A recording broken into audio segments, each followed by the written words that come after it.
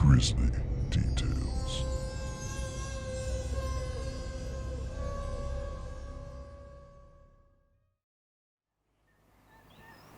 Present at a Hanging by Ambrose Bierce.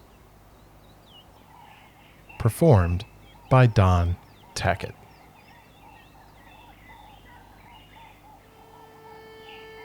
An old man named Daniel Baker, living near Lebanon, Iowa, was suspected by his neighbors of having murdered a peddler who had obtained permission to pass the night at his house.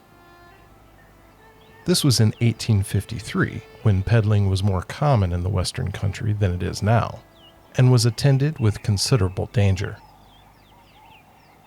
The peddler with his pack traversed the country by all manner of lonely roads and was compelled to rely upon the country people for hospitality. This brought him into relation with queer characters, some of whom were not altogether scrupulous in their methods of making a living, murder being an acceptable means to that end. It occasionally occurred that a peddler with diminished pack and swollen purse would be traced to the lonely dwelling of some rough character and never could be traced beyond. This was so in the case of Old Man Baker, as he was always called. Such names are given in the Western settlements only to elderly persons who are not esteemed. To the general disrepute of social unworth is affixed the special reproach of age. A peddler came to his house, and none went away. That is all that anybody knew. 7 years later, the Reverend Mr. Cummings, a Baptist minister, well known in that part of the country, was driving by Baker's farm one night.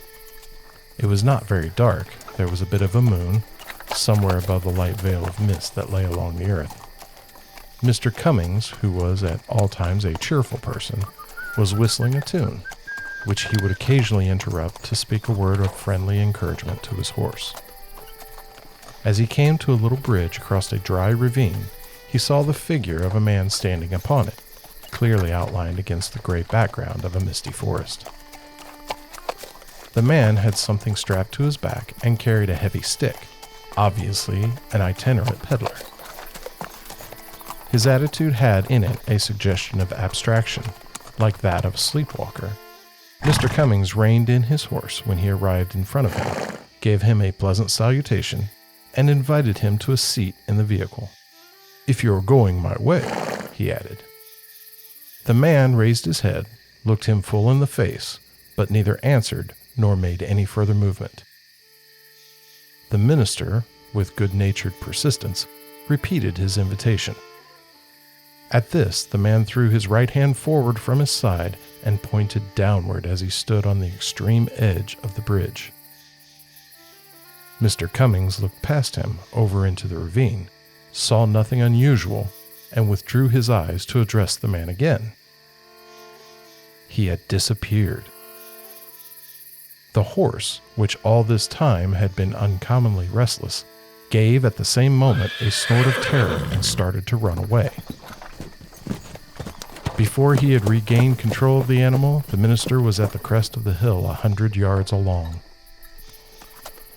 He looked back and saw the figure again at the same place and in the same attitude as when he had first observed it. Then, for the first time, he was conscious of a sense of supernatural and drove home as rapidly as his willing horse would go.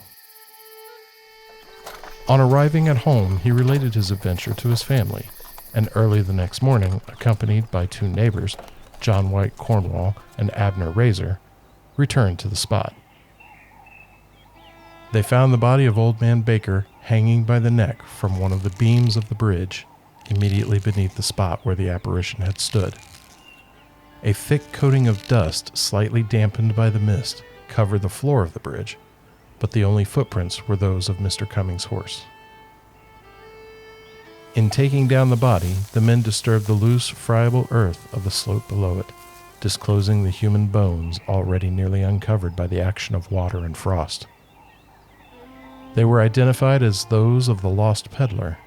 At the double inquest, the coroner jury found that Daniel Baker died by his own hand while suffering from temporary insanity, and that Samuel Moritz was murdered by some person or persons, to the jury, unknown. I'd like to thank y'all for stopping by this evening. We always enjoy the company and hope to see y'all again real soon. Until then, remember that horror ain't about us living in darkness. It's about darkness living in us. So, try to stay close to the porch light.